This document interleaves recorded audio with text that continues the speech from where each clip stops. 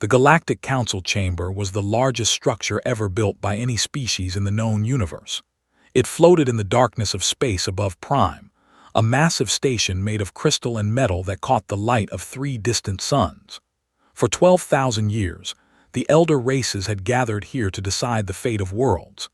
They had ended wars, created empires, and shaped the destiny of 100 billion souls across 10,000 star systems.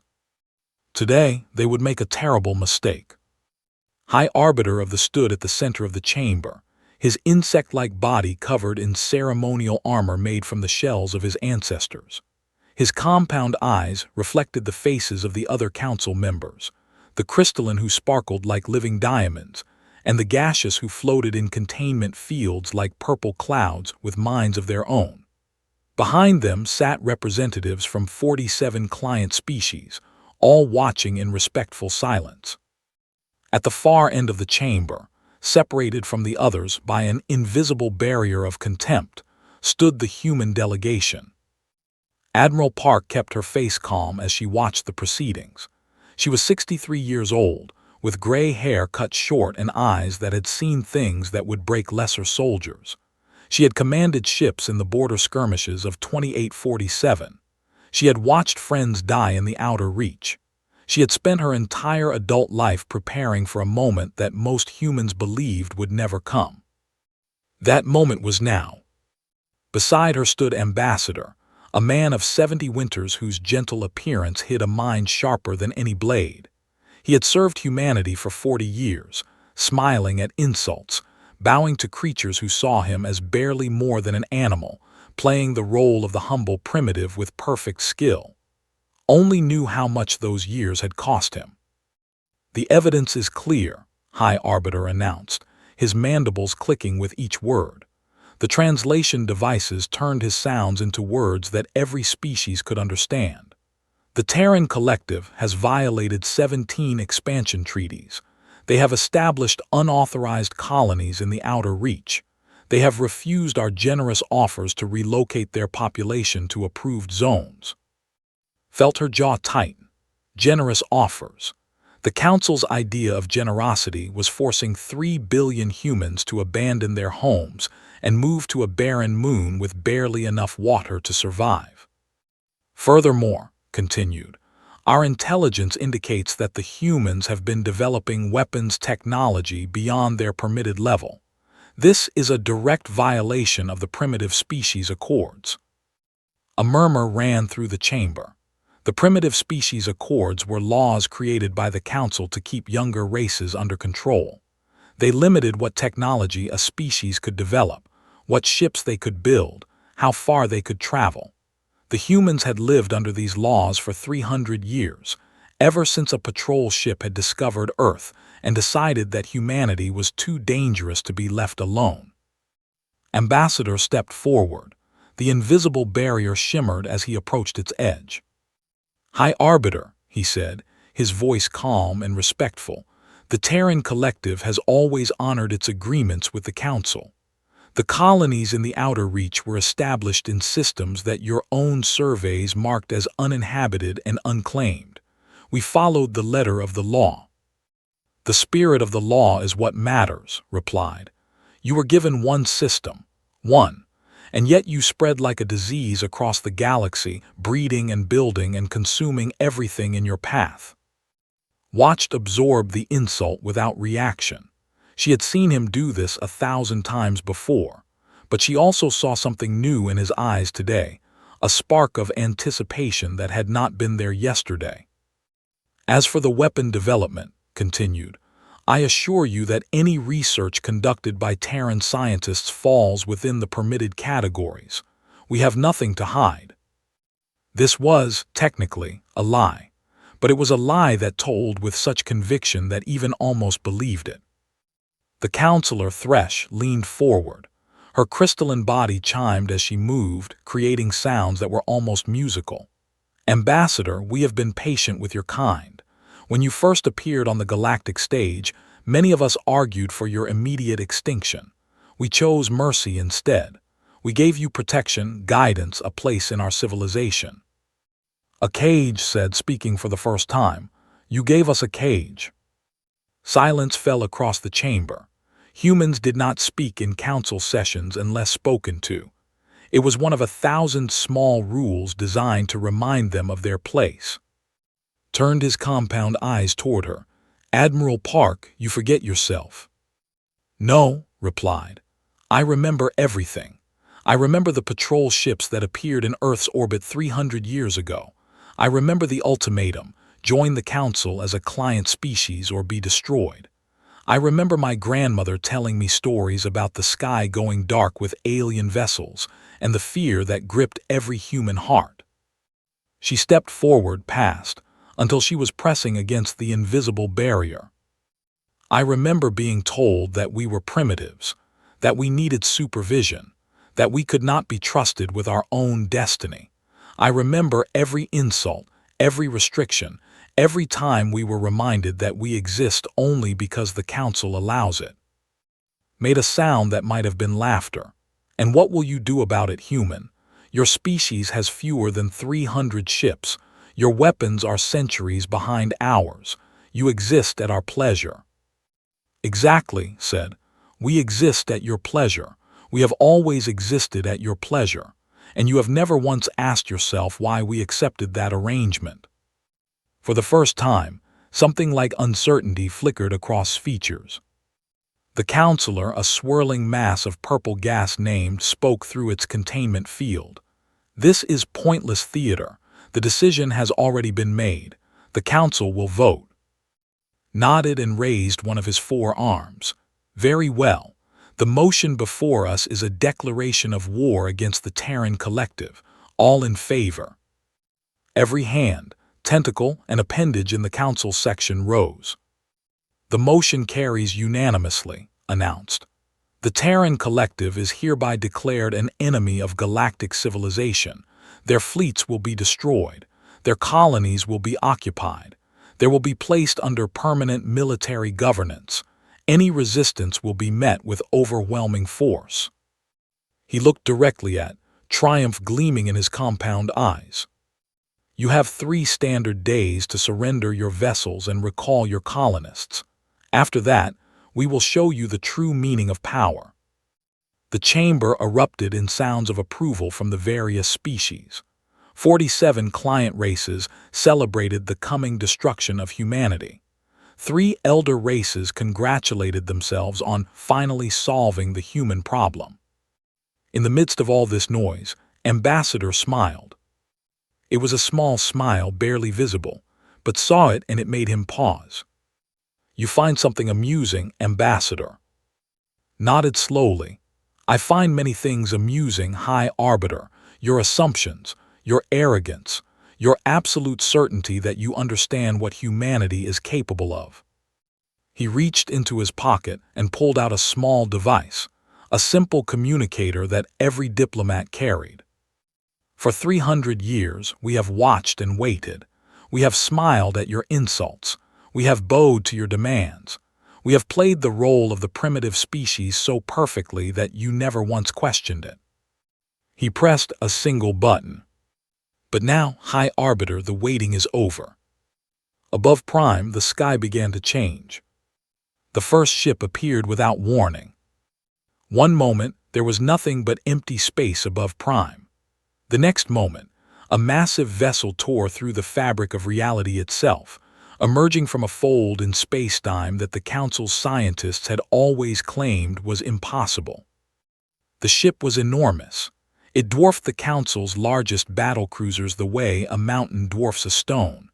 Its hull was black as the void between stars, covered in weapons arrays that glowed with barely contained energy. Across its bow, written in letters a kilometer tall, was a single word in the human language: defiance. On the bridge of the Council station, sensor operators began screaming warnings in a dozen different languages. Then 10 more ships appeared. Then 100. Then 1,000. Captain Hand stood on the bridge of the unyielding Resolve, the 300th vessel to emerge from fold space. She was 34 years old, born on a colony world that the Council had never known existed. Her parents had been engineers in the hidden shipyards of the outer dark. Her grandparents had been among the first humans to realize that survival meant deception. She watched her tactical display fill with green icons, each one representing a Terran warship. The numbers climbed higher and higher, passing 10,000, then 50,000, then 100,000. "All ships reporting ready," she announced through the fleet-wide channel, waiting for Admiral Park's orders. Around her, the bridge crew sat in perfect silence. They had trained for this moment their entire lives. Every drill, every simulation, every hour spent in the hidden academies of the outer dark had led to this single point in time. In the council chamber, chaos had erupted. High Arbiter stared at the holographic display that suddenly dominated the center of the room. It showed the space above Prime, and that space was no longer empty. Ships continued to appear by the thousands, spreading across the sky like a metal plague. The Council's defense fleet, once considered the mightiest force in the galaxy, was being surrounded by an armada that made it look like children's toys. "Impossible," whispered. "This is impossible." The counselor, Thresh, was making sounds of pure terror. Her crystalline body was vibrating so hard that pieces were flacking off and falling to the floor. The counselor had compressed itself into a tight ball of purple gas, trying to make itself as small as possible. Admiral Park walked to the center of the chamber, her boots echoing on the crystal floor. The invisible barrier that had separated the human delegation from the council had flickered and died, its power source apparently affected by whatever technology the human ships were using. "You asked what we would do about your insults," said, her voice cutting through the chaos. "You asked what we could possibly do against your mighty fleets and your ancient technology." She gestured toward the holographic display, where the ship count had just passed 500,000. "This is what we do."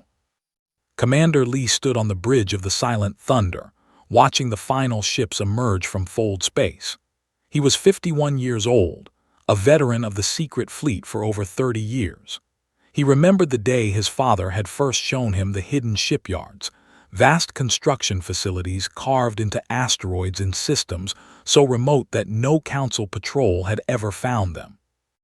"How many?" his weapons officer asked, her voice filled with awe even though she had known this day would come. 1,200,047, replied. "Every ship we have, every vessel built in secret over the past 3 centuries. The weapons officer shook her head slowly. "The Council's entire combined fleet is less than 50,000 ships. We outnumber them more than 20 to 1. 24 to 1, corrected. Not that it matters. Their weapons cannot penetrate our shields. Their shields cannot withstand our weapons. This was never going to be a fair fight." Back in the council chamber, had finally found his voice again. "How?" he demanded, his mandibles clicking furiously. "How is this possible? Our intelligence services have monitored your species since first contact. You had 300 ships. 300. Where did this fleet come from?" Ambassador stepped forward, still wearing that small, knowing smile. "Your intelligence services saw exactly what we wanted them to see," he explained. "Every trade mission we sent to Council space was also an intelligence operation. Every diplomatic vessel carried hidden sensors that mapped your patrol routes, your communication networks, your blind spots. We knew where you were watching, so we built where you were not." He pulled up a holographic map of the galaxy. Scattered throughout the outer dark, the unexplored regions beyond Council space were hundreds of red dots. "Hidden colonies," said. "Hidden shipyards, hidden research facilities. Millions of humans living and working in secret, all dedicated to a single purpose, making sure that when this day came, humanity would be ready." Park's voice echoed through every communication channel in the system, council frequencies, civilian broadcasts, emergency networks. Every being on Prime and every ship in its orbit heard her words. "For 300 years, humanity has endured your contempt. You gave us one system and called it generosity. You restricted our technology and called it protection. You treated us as children while we built in secret. On the surface of Prime, billions of citizens looked up at the sky. The sun had disappeared behind an endless wall of human warships. The darkness stretched from horizon to horizon, broken only by the glow of a million weapon arrays. You wondered why we never challenged your fleets, continued. Why we accepted your insults, why we seemed so passive, so obedient, so harmless. Lieutenant sat in the cockpit of her fighter, part of a squadron of 10,000 similar craft that had launched from the carrier ships. She was 26 years old, born in the hidden colonies, raised on stories of Earth and the injustice humanity had suffered. She had never seen a council ship in person until today. Now she was looking at thousands of them, and every single one was targeted by human weapons. We were waiting, said, building, preparing. You see, humanity learned long ago that the nail that sticks up gets hammered down, so we became the hammer instead. High Arbiter's voice crackled through the channel, weak and uncertain. This is a trick, some kind of holographic deception. You cannot possibly have built all of this without our knowledge. And yet we did, replied. For 3 centuries, every human alive has kept this secret. Every child who wanted to brag to their friends stayed silent. Every scientist who wanted recognition chose anonymity. Every soldier who wanted glory chose patience instead. She paused, letting her words sink in. That is what you never understood about humanity, High Arbiter. You thought we were primitives because we arrived late to the stars. You thought we were weak because we accepted your restrictions. But the truth is far simpler. We are survivors. We adapt. We endure. We wait. Vice Admiral transmitted the final status report from his position at the edge of the formation. All ships in position, Admiral. The Council fleet is completely surrounded. They have nowhere to run. Nodded slowly. High Arbiter, she said, you declared war on humanity exactly 17 minutes ago. In that time, we have positioned over 1 million warships around your capital world. Your defense fleet is outnumbered and your weapons cannot harm us. Your shields cannot stop us. She took a deep breath.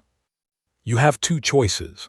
Surrender now and we will discuss terms, or fight and watch your civilization end. Silence stretched across the system. Then laughed, a harsh clicking sound full of desperation. You think we will surrender to primitives? Never. All ships, attack, destroy them. The Council's defense fleet opened fire. And nothing happened.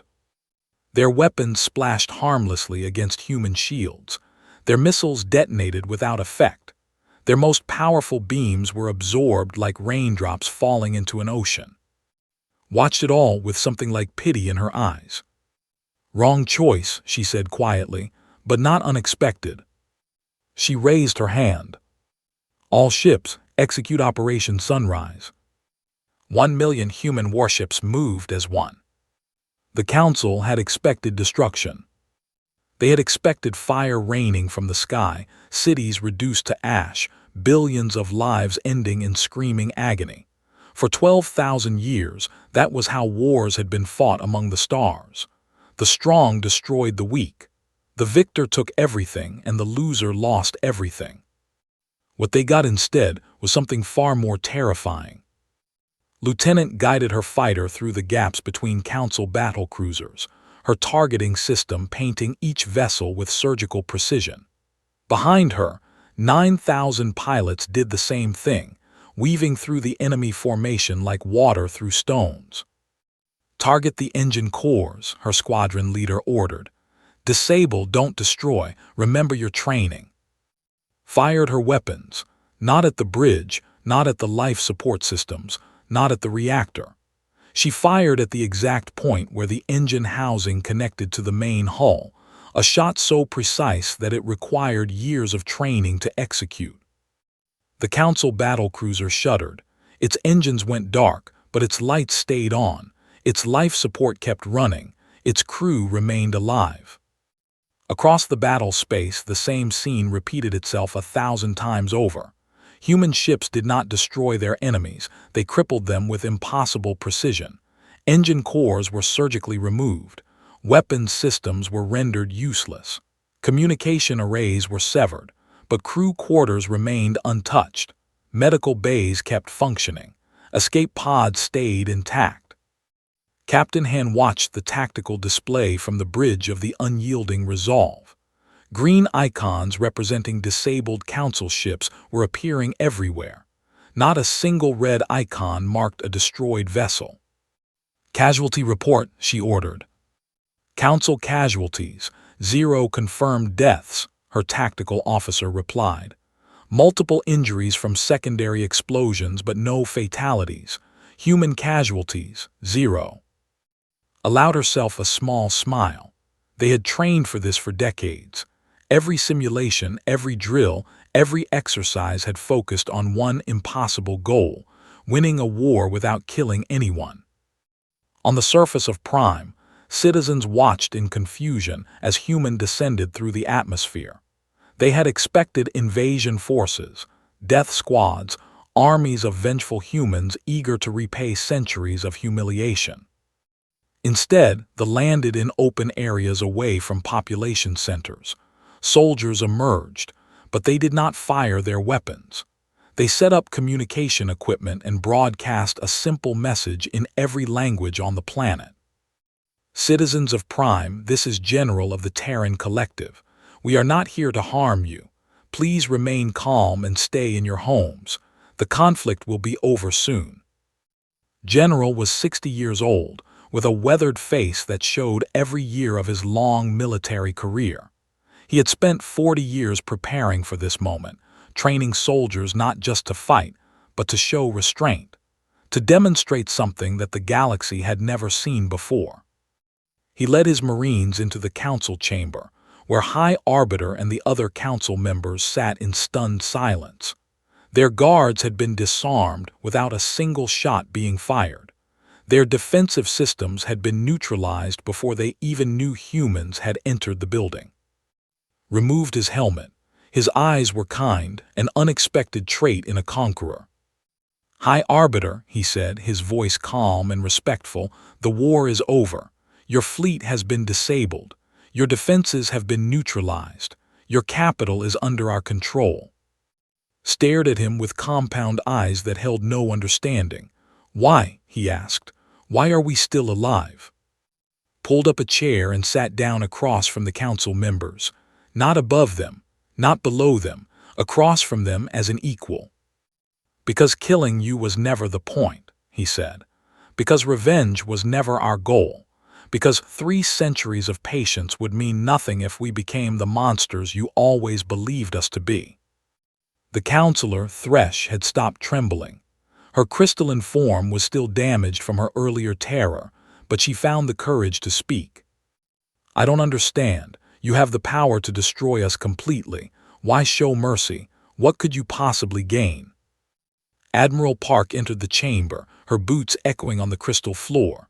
Behind her came Ambassador, still wearing that knowing smile. "We gain something more valuable than your destruction," said. "We gain proof." She activated a holographic display that showed the entire galaxy watching. Council broadcasts had been hijacked, redirected to show the events of the past hour to every inhabited world in known space. "Right now, 100 billion sentient beings are watching this conversation," continued. "They're watching the species you dismissed as primitives defeat your combined fleets in less than an hour. They're watching us show mercy when destruction was within our grasp. They're watching us treat you with dignity when you never treated us with anything but contempt." The counselor expanded slightly from its compressed state. "You're not trying to conquer us. You're trying to embarrass us." "No," said, stepping forward. "We're trying to change things. For 12,000 years, the Council has ruled through fear. You've kept other species in line by threatening to destroy them.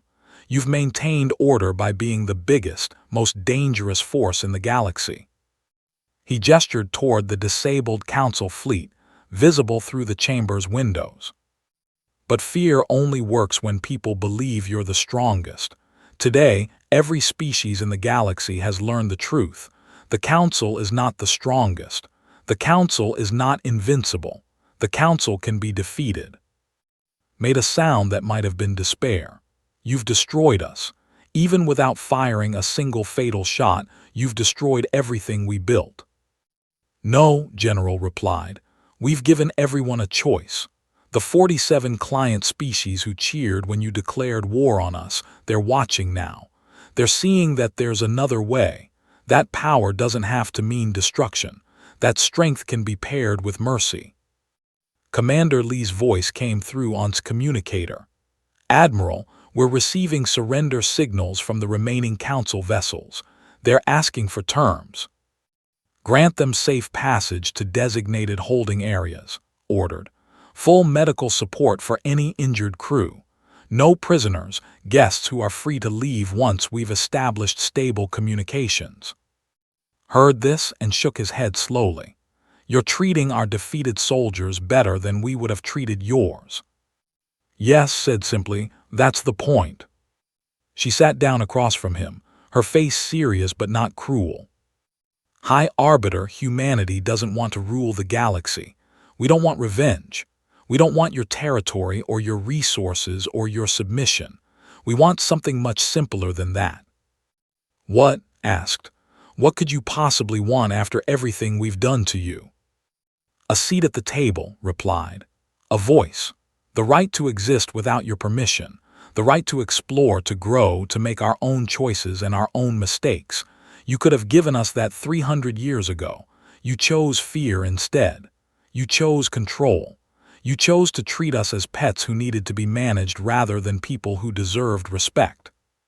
She leaned forward. Today, we're showing you what that choice has cost you. Not because we want you to suffer, but because we need you to understand. The old way, your way, is over. Not because we're forcing you to change, but because you've already lost the power to keep things as they were. Counselor Thresh spoke again, her voice uncertain. And if we refuse to accept this new reality, if we try to rebuild our fleet and strike back? General answered her. Then we'll leave. We'll take our fleet, our technology, and our people, and we'll vanish into the parts of the galaxy you've never explored. You'll spend the rest of your civilization's existence wondering when we'll return, and what we'll have become when we do. Silence filled the chamber. Or, Ambassador added, you can accept our offer. Real partnership instead of domination. Cooperation instead of control. A galaxy where species are judged by their actions, not their age or their technology level. High Arbiter looked at the other council members. The representatives of 47 client species who had cheered for humanity's destruction just hours ago. For the first time in 12,000 years, the council had no power. And for the first time in their history, they had to decide what kind of civilization they wanted to be without the option of simply destroying anyone who disagreed. Lowered his head. What are your terms? He asked. In the days that followed the 4-hour war, the galaxy demanded answers. How had humanity done it? How had a species dismissed as primitives built a fleet that dwarfed the combined might of the elder races? How had they kept such a secret for 3 centuries? Dr. Song stood before an audience of thousands, scientists, military leaders, and diplomats from every species in the galaxy, and prepared to explain everything. She was 58 years old, with silver hair and eyes that held the weight of a lifetime spent in secret. She had been the director of the Terran Advanced Research Division for 20 years, but almost no one outside humanity had ever heard her name. That was by design. Everything about humanity's survival had been by design. 312 years ago, she began, a patrol ship entered Earth's solar system. They found a primitive species that had just begun to explore their own moon. They saw dirty cities, polluted skies, nations that were still fighting each other over resources and territory. She paused, letting the audience remember their first impressions of humanity. They saw exactly what we wanted them to see. A murmur ran through the crowd, activated a holographic display that showed a timeline stretching back over 4 centuries. The truth is that humanity discovered fold space technology 80 years before the Council found us. We had already built ships capable of crossing the galaxy in moments. We had already established colonies on 17 worlds and systems so remote that no other species had ever visited them. High Arbiter, watching from his quarters under house arrest, felt his blood run cold. When our long-range sensors detected the patrol heading toward Earth, continued, our leaders faced a choice. They could reveal our true capabilities and risk an immediate war against an enemy we didn't understand, or they could hide our strength and learn everything we could about the galaxy before making our next move. They chose to hide, whispered to himself. For 80 years they had been more advanced than us, and they chose to pretend they were primitives. Vice Admiral took the stage next to provide the military perspective. He was a large man with broad shoulders and hands that had spent decades working on ship systems before he ever commanded one. Our founders understood something important, he said. The galaxy was ruled by species that had been in power for thousands of years. We were newcomers. If we revealed our technology, they would see us as a threat. If we challenged their authority, they would unite against us. Our only advantage was time. He pulled up images of the hidden shipyards, massive construction facilities carved into asteroids and hidden inside gas giants, scattered across the unexplored regions of the galaxy. So we built in secret. Every year, we added more ships to our hidden fleet. Every decade, we expanded our network of hidden colonies. Every generation passed down the secret to the next, teaching their children that patience was more important than pride. On Prime, scientists studied the human ships with growing amazement. The technology was beyond anything they had imagined possible. Shield systems that operated on principles the Council had never discovered. Weapons that made their most powerful battlecruisers look like toys. Engine cores that could generate more power than a small star. Captain Hen gave them a tour of the unyielding resolve, answering their questions with the patience of someone who no longer needed to hide anything. Your shield technology, one scientist said, his mandibles clicking with excitement. It doesn't operate on any principles we understand. How does it work? It creates a field that exists slightly out of phase with normal space-time, explained. Weapons fire passes through without interacting with our hull because, from the beam's perspective, our ship isn't there. But that's impossible according to standard physics. Smiled, standard physics as you understand it. Our scientists had a different starting point. The truth was even more remarkable than the Council imagined. Ambassador visited High Arbiter in his quarters that evening. The former ruler of the galaxy sat alone, staring out a window at the human fleet that still surrounded Prime. I have a question, said without turning around. You could have revealed your power at any time, when we restricted your trade routes, when we forced you to relocate colonies, when we insulted you in public forums. Why wait for us to declare war? Sat down across from him, his face thoughtful. Because we needed you to choose, he replied. If we had revealed ourselves, you would have claimed we were aggressors, that we forced you into conflict, that humanity was a threat that needed to be contained. Many species would have believed you. He leaned forward. But this way the entire galaxy saw what happened. You declared war. You threatened to destroy us. You fired first. And we responded with overwhelming force combined with total restraint. No one can claim we started this conflict. No one can say we were the aggressors.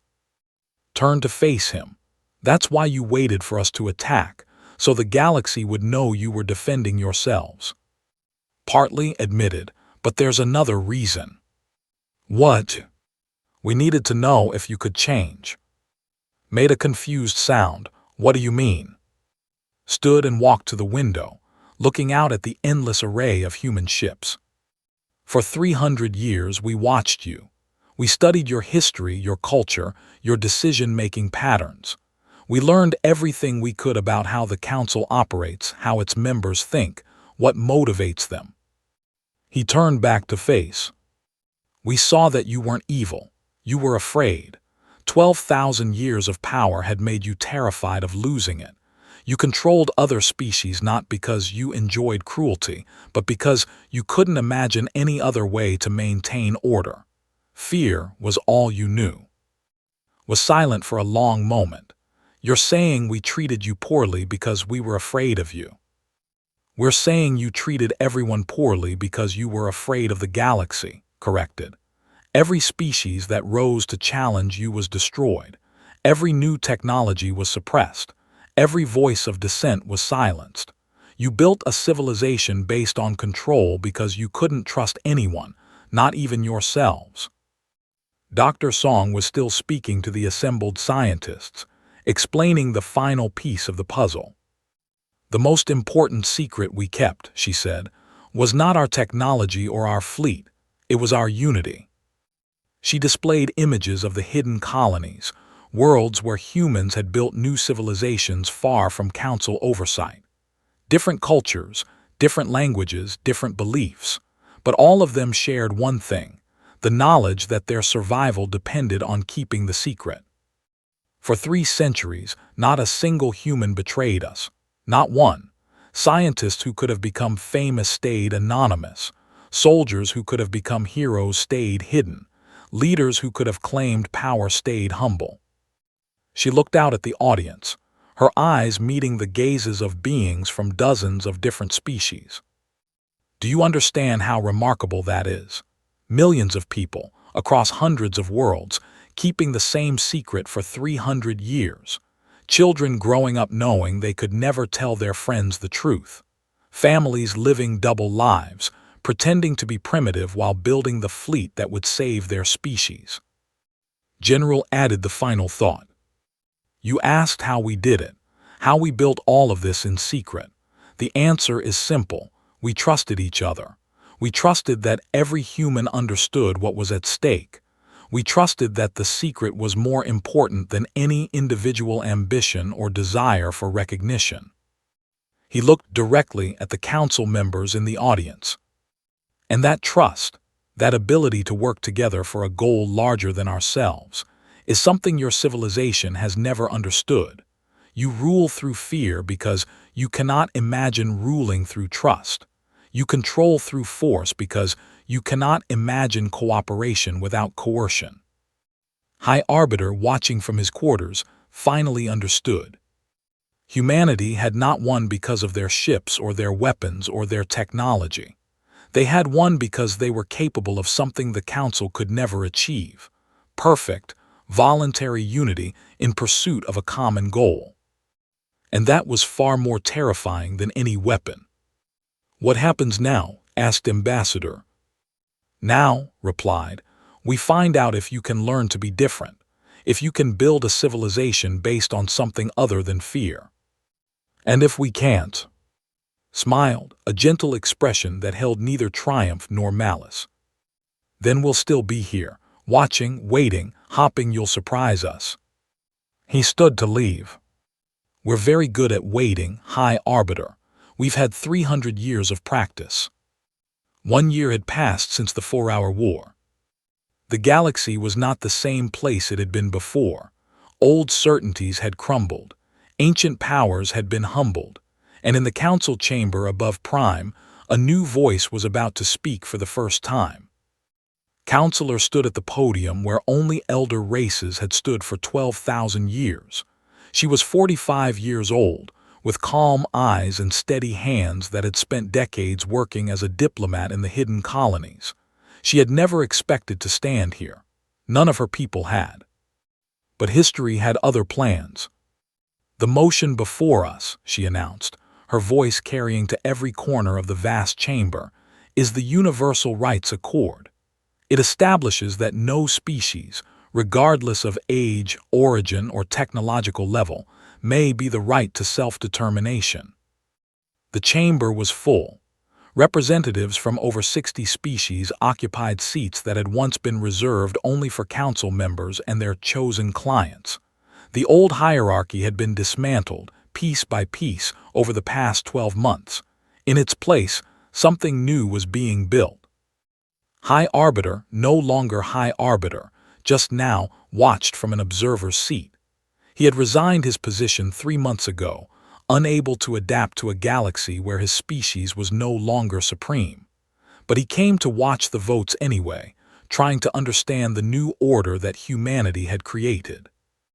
The motion requires a 2/3 majority to pass, continued. All in favor. Hands and tentacles and other appendages rose throughout the chamber, not just from the elder races, but from species that had never been allowed to vote before. Species that had been classified as primitives, clients, subordinates. Species that had lived under council control for thousands of years. The vote was unanimous. Allowed herself a small smile. The motion carries. The universal rights accord is now galactic law. Applause filled the chamber, a sound that would have been unthinkable a year ago. Different species celebrating together as equals without fear. On Earth, the news arrived moments later through the instantaneous communication network that humanity had kept hidden for so long. In the capital city of Seoul, crowds gathered in the streets to watch the announcement on massive display screens. Admiral Park watched from the balcony of her apartment, surrounded by family members who had never known the truth of her work until the war revealed everything. Her daughter stood beside her, holding the hand of a grandchild who would grow up in a galaxy very different from the one had known. "Grandmother," the child asked, "why are people crying? Did something bad happen?" Smiled and lifted the child onto her hip. "No, little one, something good happened, something very good." "What?" The galaxy decided to try something new. They decided to stop being afraid of each other and start trusting each other instead. The child looked confused. Was the galaxy afraid before? "Very afraid," said, "for a very long time." Across known space, human ships traveled freely for the first time. They were no longer the hidden fleet that had emerged to save their species. They were explorers, traders, peacekeepers. They carried cargo to worlds that had never traded with humanity before. They mapped regions of space that had been forbidden under council law. They helped species that had been oppressed for centuries build new lives on new worlds. General had retired from military service to lead a humanitarian mission in the former client territories. He spent his days distributing supplies, building schools, training local populations to govern themselves. It was hard work, harder than war in many ways, but it felt right. "The easy part is winning," he told a group of young human volunteers one morning. "The hard part is making sure the peace lasts. Anyone can break things. Building something better, that takes patience." Dr. Song continued her research, but now she worked openly with scientists from every species. The hidden laboratories of the Outer Dark had been transformed into collaborative research centers where knowledge was shared freely. Discoveries that humanity had kept secret for 3 centuries were now available to everyone. "I spent my whole life hiding," she told a colleague one day. "Hiding my work, hiding my thoughts, hiding what we were capable of. It's strange to suddenly be able to share everything." "Do you regret it?" they asked. "All those years of secrecy?" Thought about it for a long moment. "No," she finally said. "The secrecy was necessary. If we had revealed ourselves too early before we were ready, the outcome would have been very different. But I'm glad it's over. I'm glad I won't have to live the way I did." Ambassador had refused all offers of higher positions. He remained a diplomat, traveling from world to world, helping species navigate the new galactic order. He was 81 years old now, moving more slowly than he once had, but his mind remained sharp. He visited one final time, before the former High Arbiter returned to his. "I've been thinking about what you told me," said. "About fear. About how we built our civilization on control because we couldn't imagine any other way." And asked, "You were right, we were afraid. We had been afraid for so long that we forgot there was any other way to feel." Paused. "But I still don't understand something." "What's that?" "You weren't afraid.